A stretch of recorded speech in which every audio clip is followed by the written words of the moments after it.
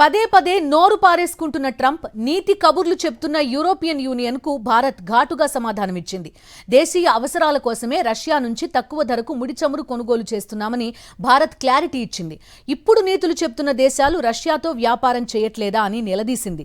2024లో European union Russia మధ్య జరిగిన $67.5 billion వాణిజ్యాన్ని హైలైట్ చేసింది. ఇక రష్యాను బూచిగా చూపిస్తున్న అమెరికా ఆ దేశంతో జరుపుతున్న వాణిజ్యాన్ని కూడా భారత్ బయటపెట్టింది. యురేనియం హెక్సాఫ్లోరైడ్ ని రష్యా నుంచి అమెరికా దిగుమతి చేసుకోవడం లేదా అని నిలదీసింది.